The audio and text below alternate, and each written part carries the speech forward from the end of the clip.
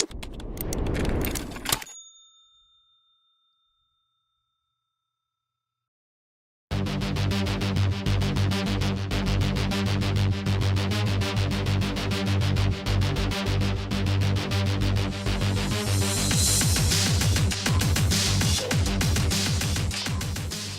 everybody, welcome to the Art Workshop. My name is Christopher Epling. Us at Pike TV really appreciate you tuning in. We hope you enjoy the show today. We have some pretty informative things in store for you, and we get to draw together too, which is the fun part. We're very thankful and we're very blessed to be able to share this type of programming with our county and our region and the world really. Drawing and art is therapeutic. It's something that we all can enjoy and be a part of. You don't have to consider yourself, an artist to be able to do this. All you really need is time, a few materials, and a little bit of drive to be able to actually do it. Sit down and participate. Now, if you've watched the show before, you know kind of how it works. We talk a little bit about process and materials, and then we draw together. If you've watched the show before, and maybe you've said to yourself, well, I'll draw sometime with him, maybe, and you haven't yet, I encourage you today, please, go ahead, make that jump, grab some paper, pen, and pencil, and eraser, and just draw along with me. I promise you'll have a good time with it.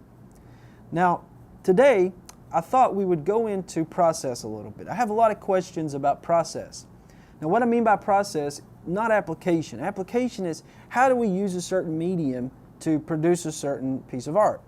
Process is different. Process is all the planning that goes in before you ever start painting, drawing, sketching, or anything.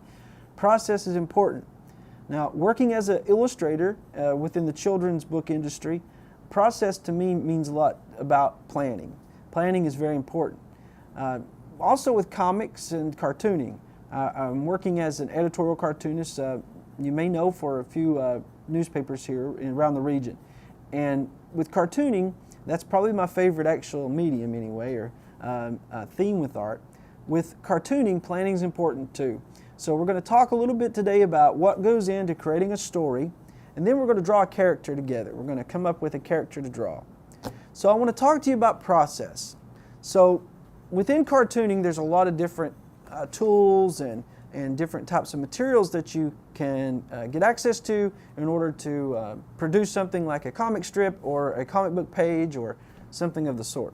Now, you can actually go and purchase prefabricated paper that is designed as a comic strip. You don't really need that in order to produce the comic strip or whatever you're trying to do, but it's available if you're interested. Now, planning also takes into consideration different stories. So if you have a concept for an idea for a comic strip or a comic book, or you have to have in mind what is the story and how are you going to now take that story that's in your head as an idea and turn that into something on paper, a physical representation of your idea. It sounds complicated, and it is a little bit complicated. That's why a lot of people actually don't do this, is because there's a lot of steps involved. A lot of students that I talk to sometimes think that artists sit down and they just start drawing, and whatever comes to mind, that's what it is. Now, superhero concepts and characters are huge right now. If you pay attention to anything dealing with Hollywood and the movies, you know superheroes are the thing. Now, superheroes are a part of comics, so comics are important and it's very embedded in our culture, and we have a lot of cartoonists actually around our region here in Eastern Kentucky that are producing comics. Mike Belcher's one from down in Floyd County. I'm here locally. We have, let's see who else. There's Gabriel Ellswick, who's producing work right here in Pike County. He has a book that's almost finished. So there's people doing this. So if you're at all interested in creating your own story with your own characters, today's show is definitely for you. So let's take a look now at the process, what I mean by that. I have a folder here, and in this folder, there's tons of ideas. I had an idea for this character who is, his name's Bill, and he hangs out with Bigfoot. And if you were to look into this folder, you'll see a lot of sketches, you'll see a lot of different planning processes. Now, this is an idea that I had for an interior page of the book. I draw out characters, I design my panels, I want to see exactly what things look like. So the first step in all of this, though, before you ever get started with actually drawing, is you have to write the story. So the story comes first. So this is one story of the Bigfoot Hillbilly Paranormal Survival Guide. It's a big title, I know, and this story that you look at here, typed out on a piece of paper, the challenge is to take this now and turn it into a finished page. So first you type out your story. You also need to know what your characters look like, so you may draw out some characters, you may sketch some designs for that. Then the next step is you take your story and you start to do what's called a storyboard. And that's exactly what it sounds like. You take your story and you sketch out thumbnail sketches, so literally just different stick figures and bubbles and round circles to show where different things are. You take this and you design it so you know before you ever start penciling this page, what is it going to look like. Now the goal is to take the story, design the pages, draw them out ahead of time, and then you actually get started in the actual story. And this is a mock-up book, which is literally just a book that I put together. This is what the finished published book will look like, and I like to see what it'll look like beforehand. So I take all the pages of the book and I print them out. And I lay them out in terms of how they'll appear actually in the story. Now this page, of course, will be upright, but a lot of planning goes involved. So these are actually finished pages of the book here, and you can see when you get back to the finished panels, these are what we call panels, the boxes, you can see how this actually sort of kind of looks like the storyboard. So you know exactly what is going to happen before you ever start drawing. Now those of you who are really interested in comics and maybe doing comic strips, this is the paper that I was talking about. Now no certain brand is being endorsed, but this is just to show you what's available. This particular option is from Canson. They produce a lot of different types of paper, and this is actual comic strip board. So you can actually go and purchase this already pre-designed, prefabricated paper for you to design your comic strip out. Now finished pages take a lot of time. The materials we're going to be using today are going to be pen and ink and of course pencil. These are a couple finished pages from Bruce Parsons' book called Mockingbirds. Now I finished this a while back. These are only 2 pages of many pages of this graphic novel. And as you can see, there's a lot of time that goes into creating these pages. Rulers are so important with comics. So you have to get your panels straight, nice and neat, and it's just one of the most enjoyable things in the world for me is working on comics and designing books and things. So those of you at home who maybe have an idea for a character, I'd like for you to now get some paper out. You could create your own characters at home, but we're going to draw just today a general character in a book or a comic strip. And a lot of folks know that dogs are used a lot in comics. So if you think about the Sunday Funnies or you think about all different types of mainstream comics, dogs are in there. Pets are important. So today we're going to draw a dog together. So get your pencil ready, get some paper, of course, to draw on, and we're going to actually jump in, and now we're going to draw together. Now we use a method in the art workshop called the circle method. The circle method is basically breaking down a certain element or whatever it is we're trying to draw into real simple shapes first. And I stress this with students all the time. Don't press down too hard. Don't make really hard marks. Sketch very lightly these first few steps before we ever start doing the final design. Because this is building from the ground up a foundation, almost like a blueprint. It makes it a lot easier for you to be able to draw on top of another drawing, which is yours, and design it instead of trying to make it perfect lines the first time, which is impossible really, I think. All right, so let's go ahead and get started. Now, what you'll need, of course, is paper, and of course you also need a pencil. Now, I'm going to be using a mechanical pencil, nothing fancy about it, it's just the lead is pushed out mechanically. You don't need that. I'm going to be using a block eraser. You don't need a block eraser. You can use it at home, just a number 2 pencil's fine. We do make mistakes, and like the legend Bob Ross would say, we make happy accidents. There's no such thing really as mistakes, right? So on your paper, the first thing I want you to do is draw a circle. Now that might look a little light, but you can see that I've just went around and around and around until I got a general circle drawn out. Doesn't have to be a perfect circle, okay? The next thing you're going to do is you're going to make a shape like a Hershey Kiss. Now everybody knows what a Hershey Kiss looks like. It's sort of wide at the bottom, almost like a triangle, and it goes up towards the top, it gets closer together. So sort of something like that. Think of a guitar pick. Okay, so this shape, now we're going to make that. Now you at home should be drawing along with me. If you have, you need to make the circle in this shape, and they need to overlap just a little bit right there. So you can see how this guitar shape comes up into the circle just a little bit. Now, at the bottom of your Hershey Kiss, what I want you to do is draw two ovals. An oval here and an oval here. All right. Now, believe it or not, we're going to turn this into a dog. Okay? I'm going to use, now, this was actually blue lead. If you noticed, it's really light on there. Now I'm going to take my pencil, which is the actual graphite. This is normal graphite. And I'm going to go now on top of these shapes, and I'm going to draw more shapes. So, for instance, up at the top of the circle, what you're going to do is you're going to draw these little lines coming out. Kind of looks like hair a little bit. Right? So it's spiked up. So make these shapes any way you want. You don't have to make it exactly like mine. Just draw a few of these little jagged shapes coming off of the top. Down the sides of the circle, on both sides of the circle, you're going to do the same thing. So this is the dog's head. And we're drawing the hair on the side of the dog's head. The hair doesn't have to be perfect little strands. Okay, we're doing something here that's just fun, easy, and loose lines. Now what I want you to do is come on each side of the circle. So you should have at the top the jagged lines drawn, some jagged lines on the sides. Now go over to the side of the circle.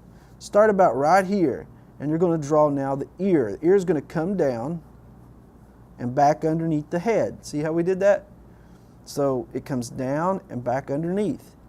Now you have this nice circle that you've drawn, so you're able to know where you should be putting these lines, and it makes it so much easier to draw something with this foundation already there.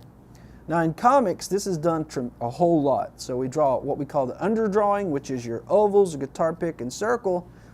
Then you're drawing on top of that, which is going to be your actual finished art. All right, so now the body of the dog. Starting over here, right underneath the ear, on this side of the guitar pick, or your Hershey Kiss, draw some more of these lines coming out. And this will come all the way down to your oval, just like this. Now they don't have to be exactly like mine. Do your own shapes, your own little jagged lines, perfectly fine. All the way down to the bottom, like that. Now you see what we've done? We've drawn over top of our shapes now.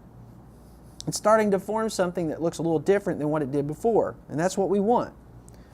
At the bottom, this is one of the legs of the dog, okay? So you're going to make this come back in, follow the bottom portion of your oval, just like this, on both sides, here and here, okay? Once you've done that, now we're going to put some shapes inside of here that we don't have lines or guidelines for. This is where it gets a little challenging maybe, but it's very doable.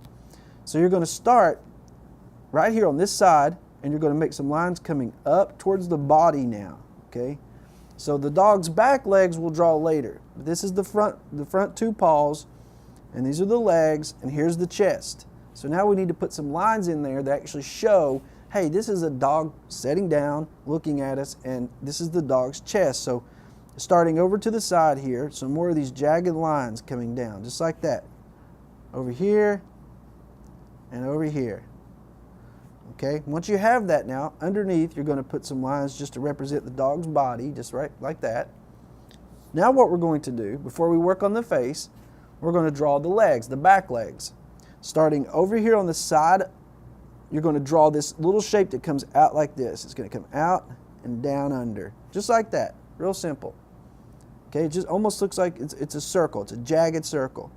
Underneath it, you're going to put another paw right there, okay?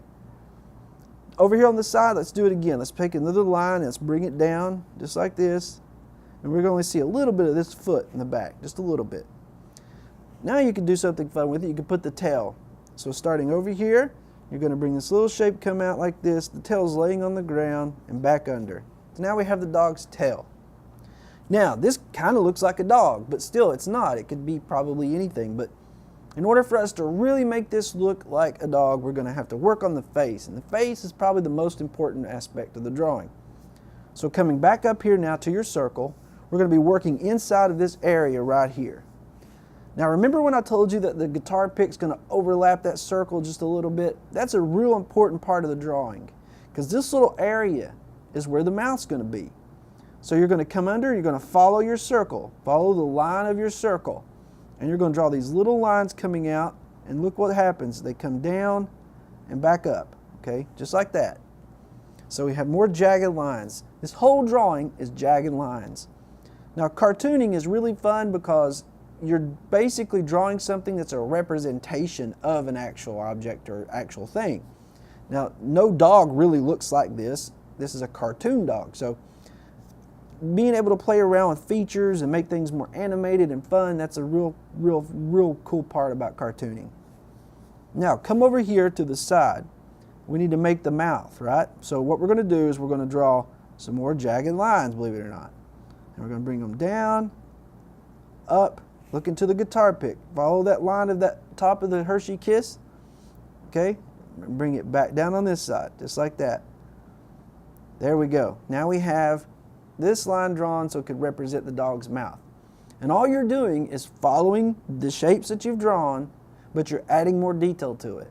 That's art. That's drawing. Okay? So if you ever said, I can't draw, well, I bet you can. I bet you really could. So if you just try, that's the whole part. You got to try. Down here we're going to draw this shape. Now this isn't a jagged line. Look at this. This is just a rounded bottom portion of what would be a circle. Put a little line in there for the tongue, right?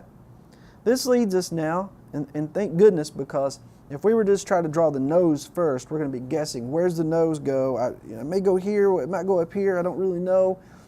Drawing this shape first gives us the lines that we need to know where the dog's nose will be. The dog's nose is directly above the portion that connects to the mouth, right? So right here, we know there's going to be a nose. So what you're going to do is just draw an oval. That's all. Nothing difficult, nothing crazy. It's a simple oval right there, which will represent the dog's nose. Now, where will the eyes go?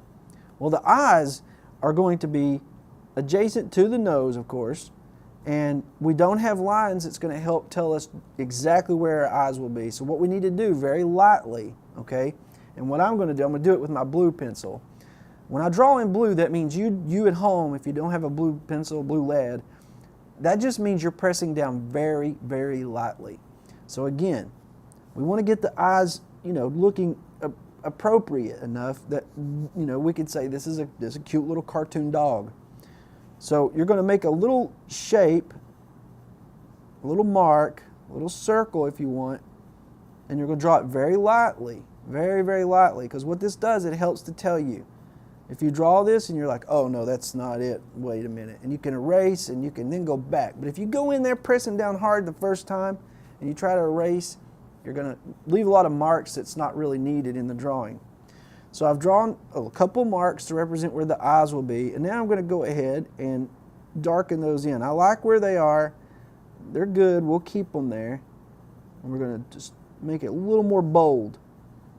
Those bold lines are real important.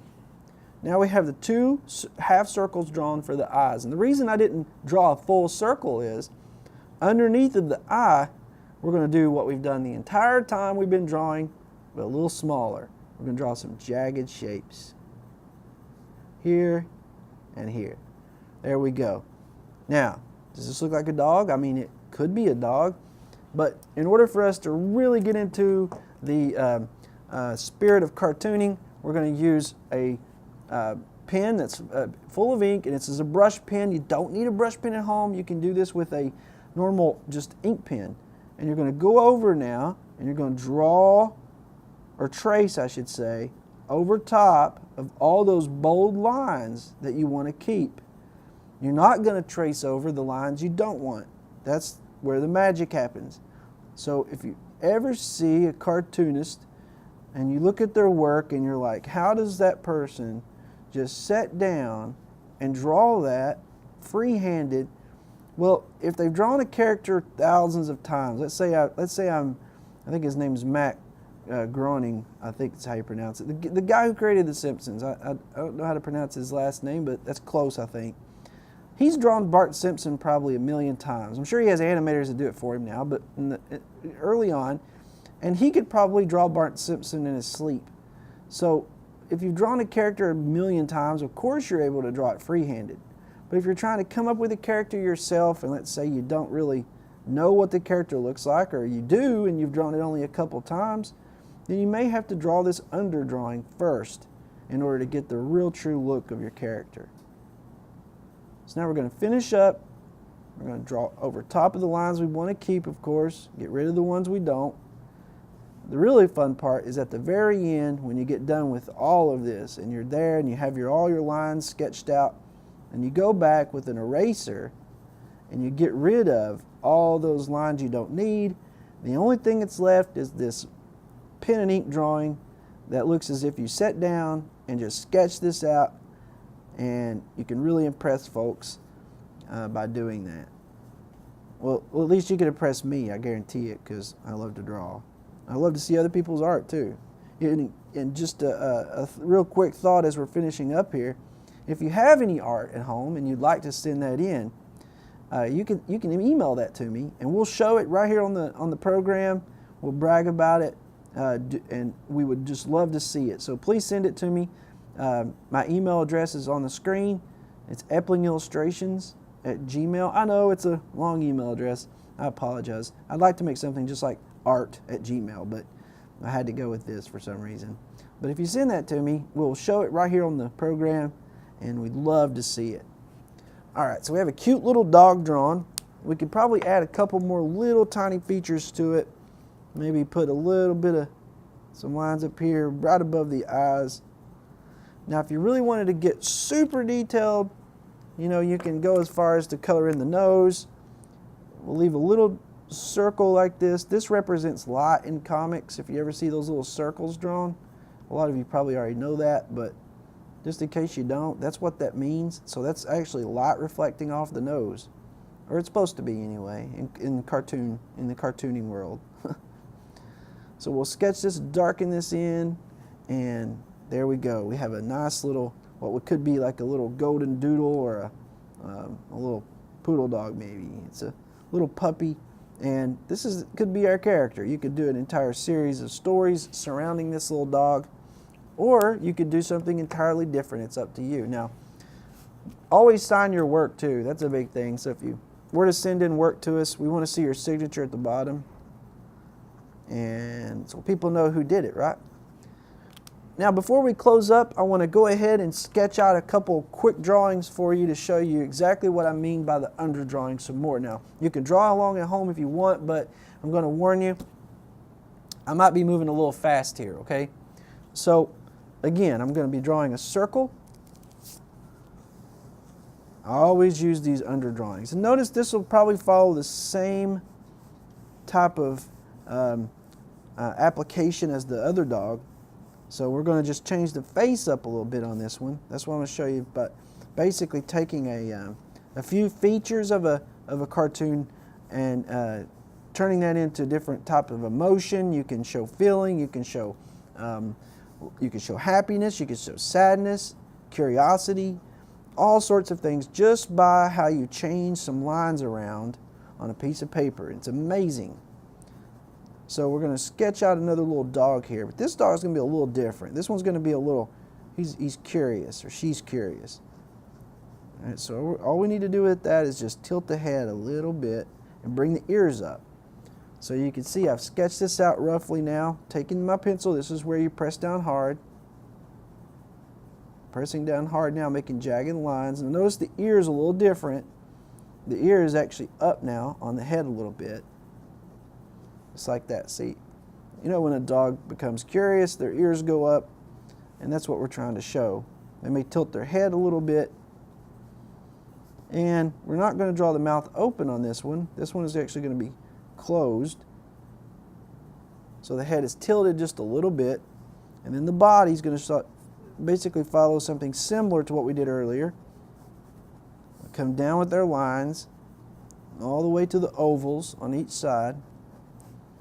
And we're going to draw some more jagged lines going around the bottom of the oval, also here on the side. So see, it follows the same application as the first dog, but we changed the head a little bit. So the head looks a little different and the features look a little different.